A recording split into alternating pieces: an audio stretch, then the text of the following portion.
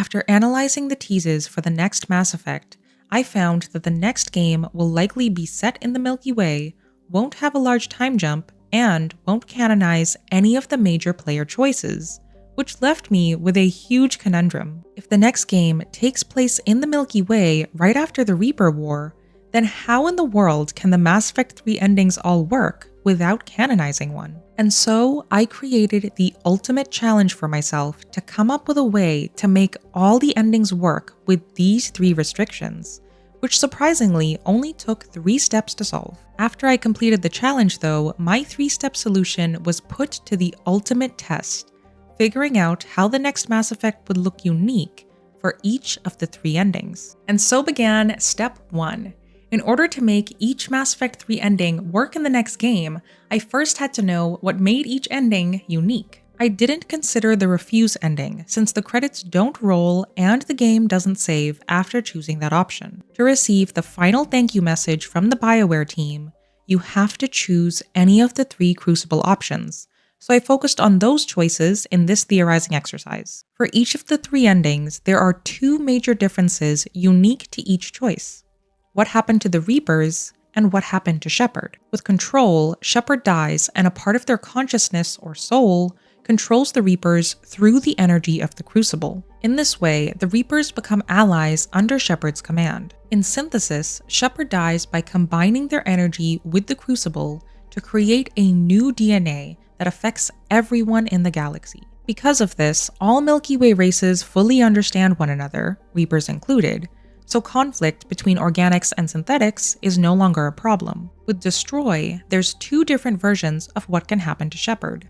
With enough war assets, Shepard can supposedly live, but otherwise, Shepard dies in the Crucible explosion. Unleashing the Crucible's energy in this choice results in all synthetic life being wiped out, the Reapers included, and all technology is damaged but still fixable. So I was off to a good start after completing step 1, but that was the easy part. The super mind-breaking work began with the start of Step 2, Part A, figuring out how the next Mass Effect is going to start. To make the next steps easier to talk about, I'll refer to the endings as 4 separate playthroughs, where Player A chose Control, Player B chose Synthesis, Player C chose Destroy, and Player D chose Perfect Destroy. So, how the heck is the next Mass Effect going to start? The ending of one game usually influences the start of the next story's beginning, and every story begins by establishing 2 things very quickly.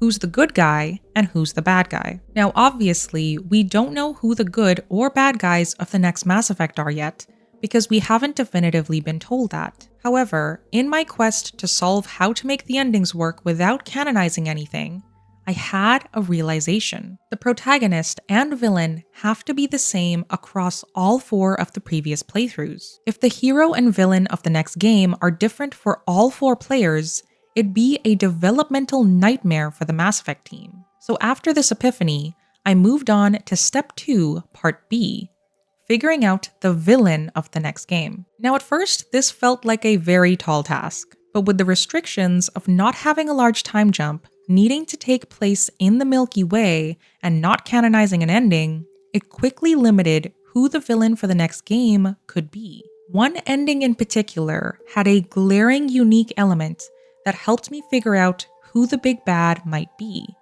the Synthesis ending. From what we've been told, because the Synthesis blast was infused with Shepard's energy, everyone should fully understand one another, so conflict between races shouldn't technically exist anymore. Because of this, having a villain originate in the Milky Way won't make much sense. Also, based on this baby Krogan having green eyes, anyone born in the Milky Way after the Synthesis blast probably also has this same synthesized DNA. So the villain for the next game, under the conditions I've restricted myself with, most likely has to come from outside the Milky Way, which, as we know from before, would then apply to all playthroughs. However, with the Synthesis restriction, there may be one exception to villains originating from the Milky Way, and there's even evidence from the teaser trailer last year that had matched this exception: the new N7. More specifically, the exception to the Synthesis restriction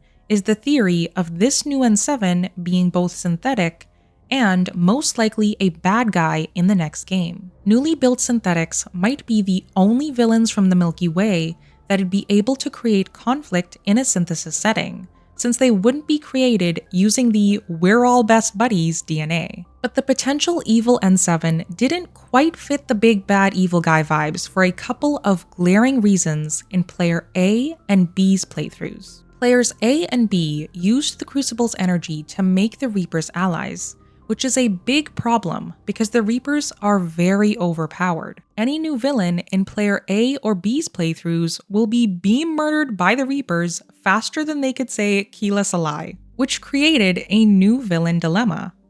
How can the next game have a villain from outside the Milky Way that could survive a Reaper onslaught? Solving this question almost broke me. But then, after this dilemma almost caused me to give up, I realized that there was one villain that had solved the Reaper problem, and they're conveniently from Andromeda.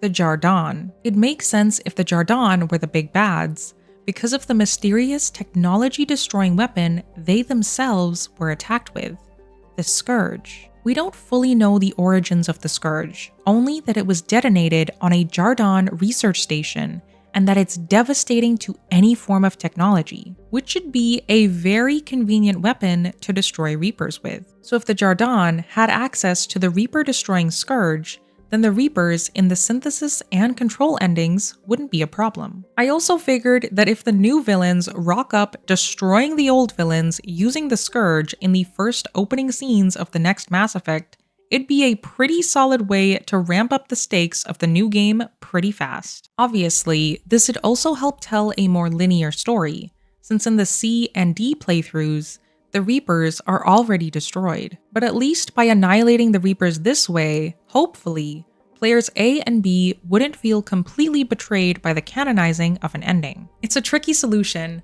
but I'll explain how players A and B could have a much more unique experience because of their specific choices in step 3. So the final villains I locked in were the Jardan using Scourge-like weapons and potentially newly built synthetics like the new N7. In this way, dual villains in the next game could be possible, similar to Cerberus and the Reapers in the trilogy. So with the villains locked in, the final step in this soul-crushing exercise was figuring out who the protagonist would be. And once again, one of the endings has a unique element that helps us figure out our likely new hero.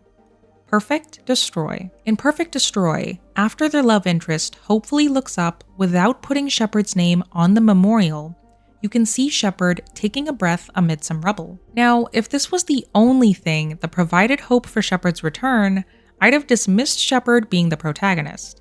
However, the teaser trailer for the next Mass Effect shows Liara brushing snow off an N7 insignia on a planet that I am 100% certain is Alkera. When I recently examined the trailer, I made a discovery that fully confirms the planet is Alkera, which makes Shepard's return very likely in the next game, since Alkera's significance is tied to Shepard returning from the dead. I'll go over why I'm so certain the planet is Alkera in my next video. There's plenty more reasons as to why Shepard returning as the protagonist makes sense, like marketing, merch sales, and bringing closure for trilogy fans, so I felt comfortable penciling in Shepard as the next game's protagonist in this hypothetical thought experiment. But I quickly ran into a major problem with Shepard being the protagonist in the next game. Players A, B, and C don't have a living Shepard anymore because of their final choice with the Crucible, which made me realize the teaser trailer showing Alkera might relate to the unhinged theory I devised last year, that Liara is grabbing Shepard from an alternate universe. But this time, I realized that that crazy theory actually made more sense than I thought, because of the decision we made on Virmire in Mass Effect 1. In past games, the Mass Effect team has solved the many unique contradicting choices we made with one simple solution: mirror or replace the thing we killed and create differing consequences for the choices we made. If we killed Ashley on Virmire, the models used in subsequent games were replaced by Kaidan, and vice versa. Ashley and Kaidan essentially had the exact same character arc with the same dialogue, but the differences and thus consequences of the original Virmire choice were seen in romance scenes and unique character interactions, like in the Citadel DLC. But otherwise, the solution to solving the contradicting Virmire choice was simply to replace the model and dialogue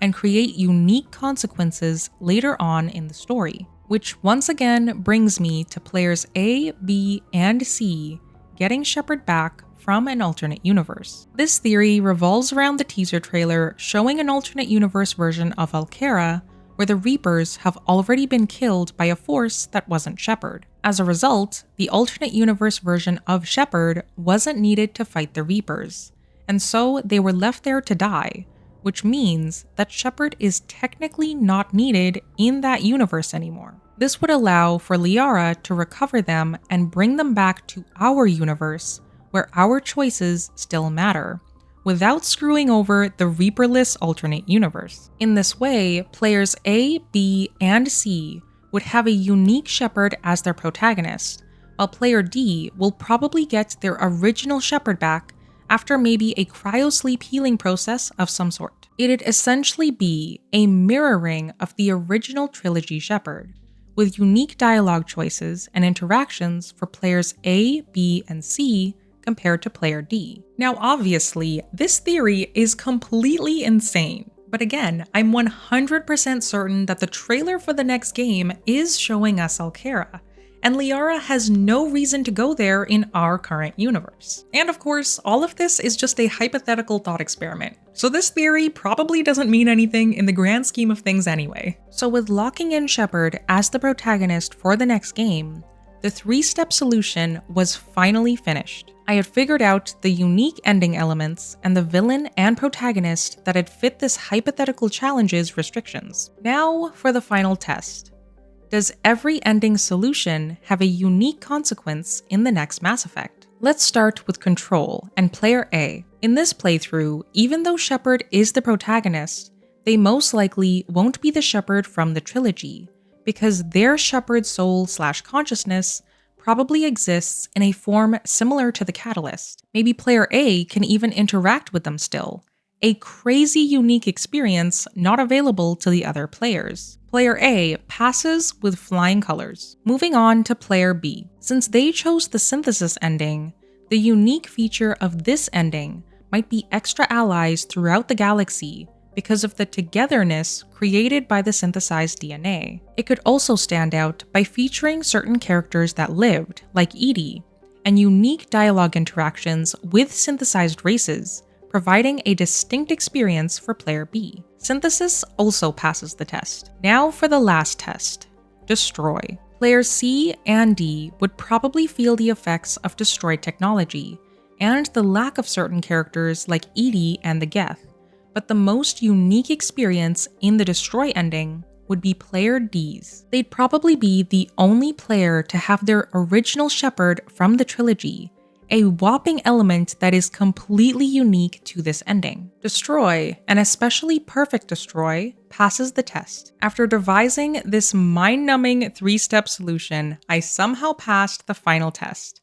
My brain was well and truly spent. And even though this challenge was just for fun, it wasn't without its merits. Because if the Mass Effect team is creating a game truly for the fans, then solutions like this that feature a unique experience for every playthrough can help solve the Mass Effect 3 endings. So go to town with all the theories, and if you'd like, post them below using the steps in this video. I'd love to discuss what you guys come up with. So that little thought experiment was pretty fun and very draining, but now we need to talk about the elephant in the room for this solution. Solving the Mass Effect 3 endings won't matter one bit if the other major Mass Effect 3 problems aren't solved too. And they're pretty big problems, with plenty of contradicting choices that can't coexist, like the Krogan altering choice of either using or sabotaging the genophage cure. But luckily, that problem solution can be solved the same way the Mass Effect team solved the Rachni Queen choice. And I go over how the Rachni Queen blueprint can help solve the genophage problem